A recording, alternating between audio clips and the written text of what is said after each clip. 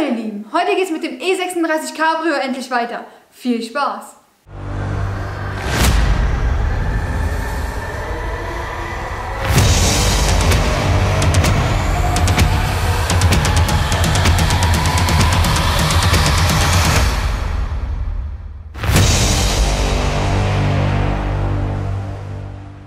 Ich habe mein E36 nicht vergessen, nur ist mir immer wieder etwas dazwischen gekommen. Leider wollte das Leben nicht so, wie ich wollte. Das Schlimme ist, da ich drin keinen Platz hatte, stand er jetzt fast 7 Monate bei Wind und Wetter draußen. Ich habe den zwar gut abgedeckt, aber der Rostzustand ist davon bestimmt nicht besser geworden. Wie der Zustand jetzt ist, wollte ich mir mit euch zusammen anschauen. Für die Zuschauer, die das Auto vielleicht noch nicht kennen, ich habe vor circa einem Jahr mit dem Projekt angefangen. Und das ist, oder besser gesagt, das war mal ein 325i Cabrio. Erstzulassung 793 mit 192 PS. Der Wagen ist völlig verbastelt und das ist nur untertrieben. Ich will mit wenig Geld ein schönes Auto daraus zaubern. Ob mir das gelingt, da bin ich ja selber schon gespannt. So, nun schauen wir uns die Karre mal an. Motor und Getriebe habe ich ja schon ausgebaut. Der Zylinderkopf ist ja auch schon überholt. Den Motorblock muss ich noch machen.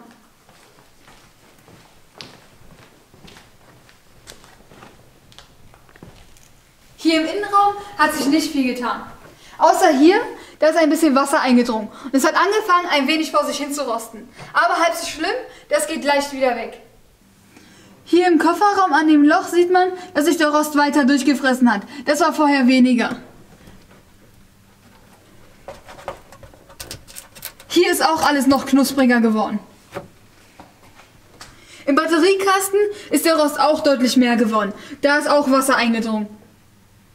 Aber ich denke, das bekomme ich alles wieder hin. Sind ja alles keine tragenden Teile. Wo ich mehr Bedenken habe, sind die Schweller und die Wagenheberaufnahmen. Die könnten nach so langer Standzeit schon durchgegammelt sein. Schauen wir uns die am besten gleich mal an. Hier ist alles schon ganz schön angerostet, aber noch nichts durch. Und die Aufnahme sieht noch stabil aus. Ich weiß nicht, ob man es auf der Kamera sehen kann. Hier innen ist noch nichts durch, nur angerostet. Die Wagenheberaufnahme sieht top aus. Genauso wie der gesamte Schweller.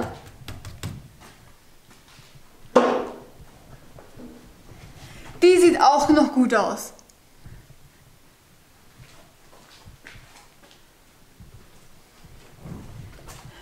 Und hier ist es auch super.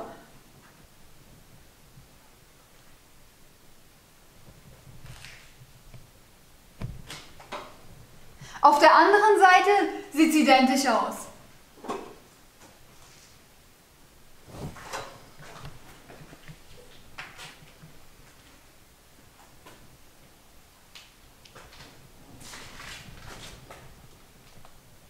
Ich habe immer vor einer ganzen Weile so eine Sandstrahlpistole gekauft. Und mein Plan ist es, die Ritzen und die Hohlräume, wo man jetzt nicht mit einer Schleifmaschine rankommt, Sand zu strahlen. Und dann den ganzen Bereich von innen und den gesamten Schweller mit einem Korrosionsschutzfett zu fluten. So denke ich, hat der Rost keine Chance mehr. So, als nächstes baue ich die Mittelkonsole und das Armaturenbrett aus. Warum? Das werde ich euch kurz zeigen. Schaut euch das mal an. Wie ist es möglich, dass hier ein Doppeldienradio verbaut werden konnte? Die E36-Fahrer werden es bestimmt sofort gesehen haben. Genau, dieses Teil, also die Steuerung für die Lüftung, sitzt normalerweise hier oben. Und darüber ist dann der Platz fürs Radio. Nehmen wir das Radio mal kurz raus. Ist hier echt super befestigt. Einfach reingeschmissen. Und jetzt kann man sehen, wie hier alles weggeschnitten wurde. Unglaublich. Da ich ja ein E36 Schlachtfahrzeug habe, baue ich mir lieber das andere Armaturenbrett und die Mittelkonsole aus dem ein. Die sehen bei dem aus wie neu. Als erstes nehme ich die Ablage raus. Dafür nimmt man den Aschenbecher raus. Darunter sitzt normalerweise eine Kreuzschraube. Hier hat schon jemand eine Torx-Schraube reingewischt.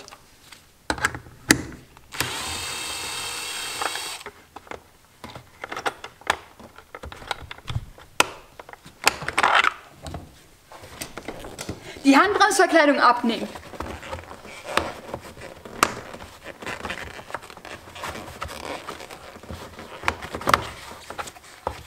Den Schaltknauf nach oben abziehen. Den Schaltsack abnehmen. Den Einsatz für die Schalthebeabdeckung rausnehmen.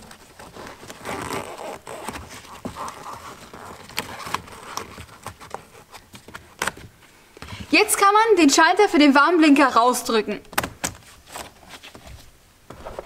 Der hat links und rechts eine Lasche. Hier drückt man ein bisschen nach oben.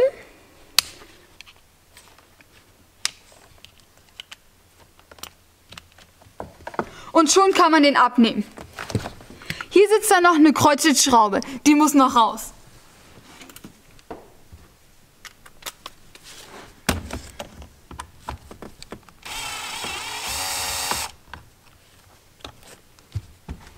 Jetzt kann man das Teil abnehmen.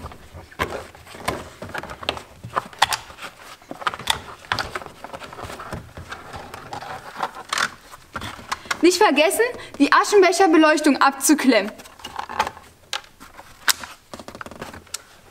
Als nächstes nehme ich die untere Verkleidung hier ab. Dafür muss man 3 Kreuzschrauben rausschrauben.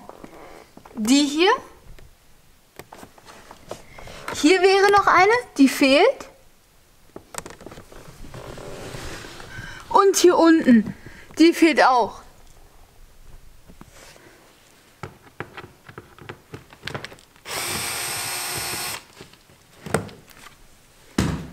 Jetzt kann man die Verkleidung nach vorne rausziehen.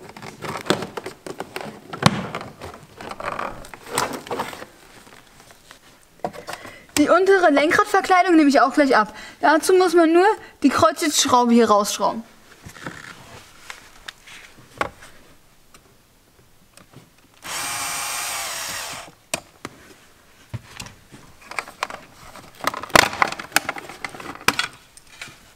Die beiden Regler kommen auch raus. Die Kreuzschraube raus.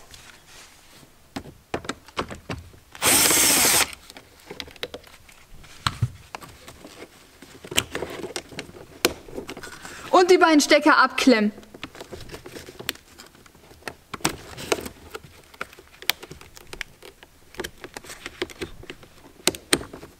Die Einheit hier raus. Dazu muss man die Kreuzschraube hier unten rausschrauben.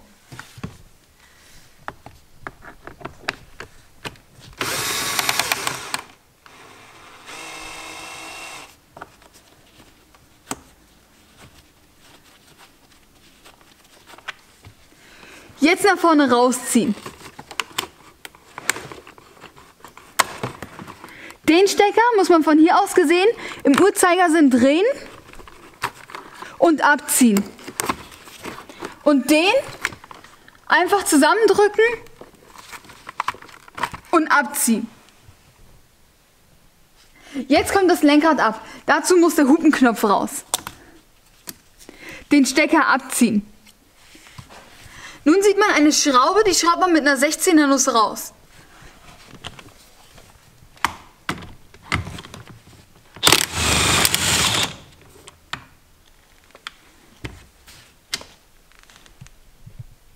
Nun noch die obere Lenkradverkleidung abnehmen. Da braucht man nur die Kreuzschraube hier oben rausschrauben. Bei mir fehlt die schon. Dann kann man die abnehmen. Am besten den Gummi abmachen, dann geht's einfacher.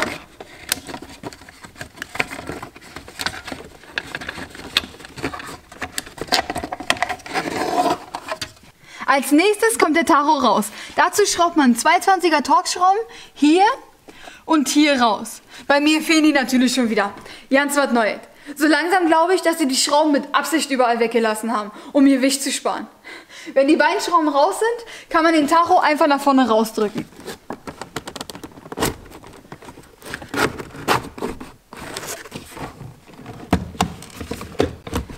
Hier hinten sind 3 Stecker dran. Da drückt man auf die Rastnase und klappt den Bügel um. Das ist bei allen gleich.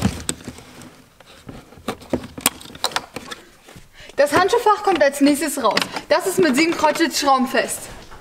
3 befinden sich hier auf der Seite.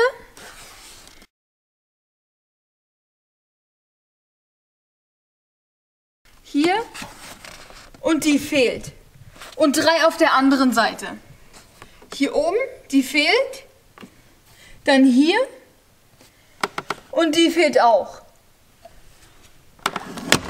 Die letzte ist hier unten. Die schraube ich als erstes raus.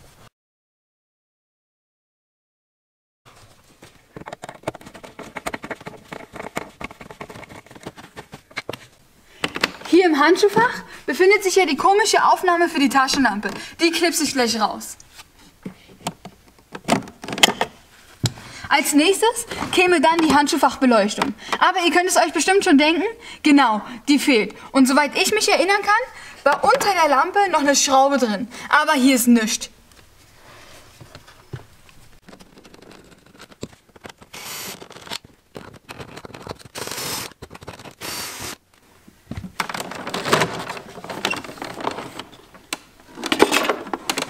Das Kabel noch abklemmen. Ich nehme jetzt mal die Fußraumverkleidung raus, mal schauen, was mir da alles entgegenkommt.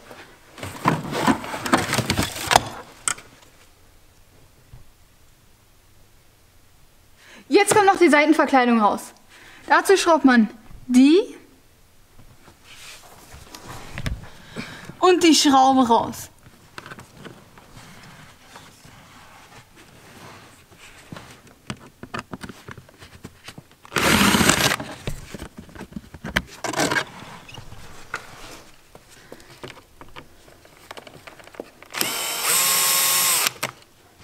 Die zieht man nach vorne ab.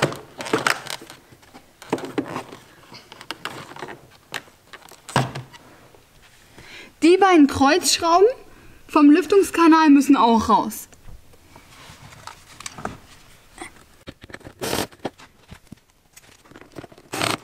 Jetzt kommt das fette Entertainment Center raus. Das kann man hier einfach so rausziehen. Alle Stecker ab. Die Antenne noch raus und weg. Als nächstes nehme ich die Lüftungssteuerung raus. Die ist ja praktischerweise auch nur so reingesteckt.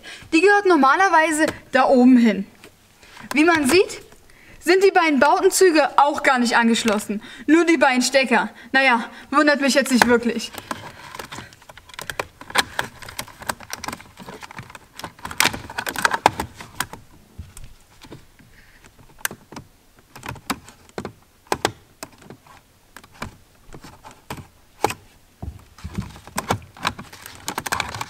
Nun noch die Ablage mit den Schaltern raus. Das kann man einfach rausziehen. Die Stecker alle abstecken.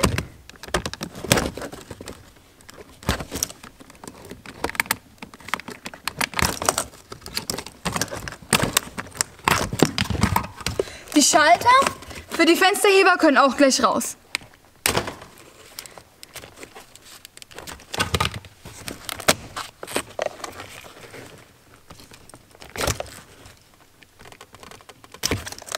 Nächster Schritt, die Mittelkonsole raus. Dafür schraubt man die Kunststoffmutter mit der Zehnernuss ab.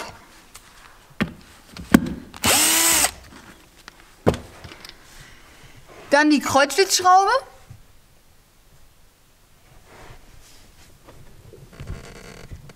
Und die beiden hier oben.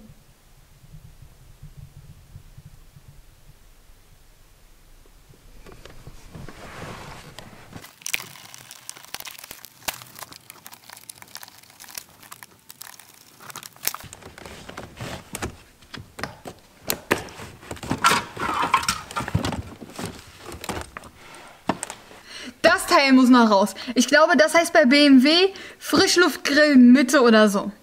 Dazu schraubt man die beiden Kreuzschlitzschrauben hier unten raus.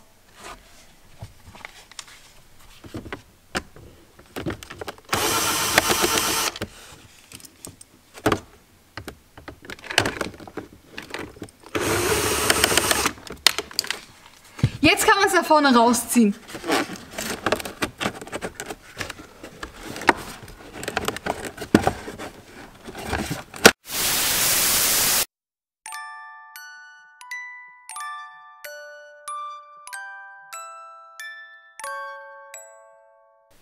Alles in Ordnung, der Kamerafuzzi hat's überlebt. Weiter geht's. Als nächstes schraube ich die Kreuzschlitzschraube hier raus. Da ist der Lüftungskanal am Armaturenbrett fest.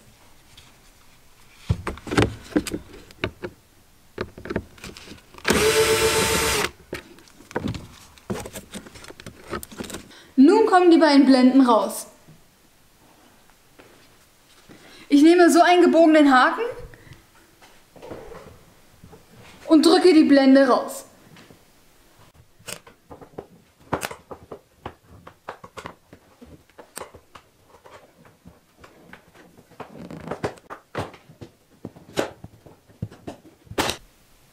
Jetzt kann man 3 Schrauben sehen. Hier,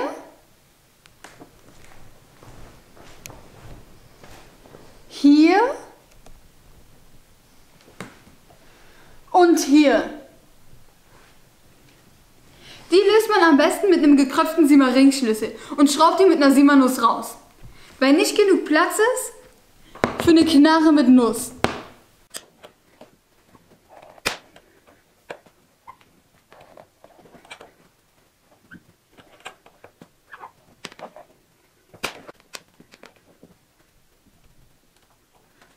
Die 3 Schrauben rauszuschrauben ist schon ein bisschen tricky, aber es geht.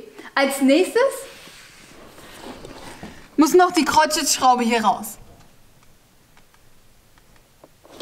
Da ist der Lüftungskanal befestigt.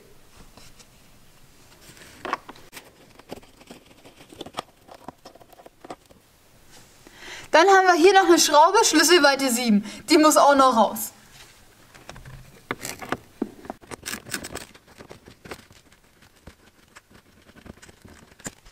Nun schraubt man noch die Schraube auf der Fahrerseite mit einer 13er Nuss raus.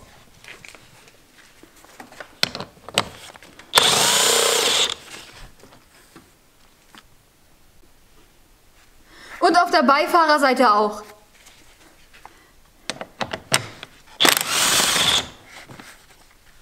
Jetzt noch den Dichtgummi und die A-Säulenverkleidung ab, auf beiden Seiten.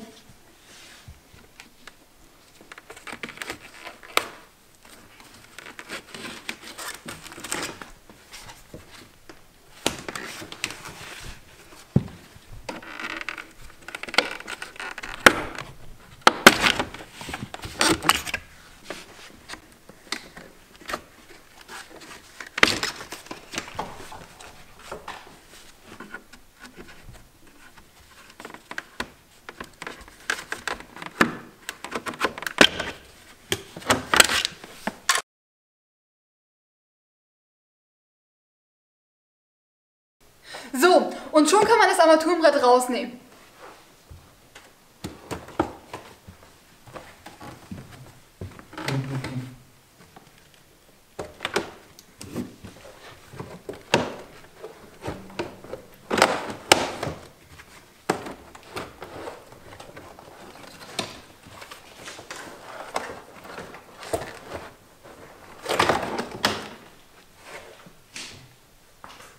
Das Armaturenbrett ist raus. Das sind so Arbeiten, wenn die anstehen, da bin ich auf jeden Fall nicht die Erste, die hier schreit. Aber jetzt ist das Ding raus und fertig. Ich werde fürs nächste E36 Video mal eine Liste machen, was mich der Spaß bisher gekostet hat. Ich glaube, das wäre auch mal interessant. An dieser Stelle bedanke ich mich, dass ihr es bis zum Videoende mit mir ausgehalten habt. Vielen Dank fürs Zuschauen. Wenn es euch gefallen hat, lasst mir einen Daumen nach oben da. Und wenn ihr mich immer noch nicht abonniert habt, auf den Abo-Button draufklicken. Also, bis zum nächsten Mal, eure Gina.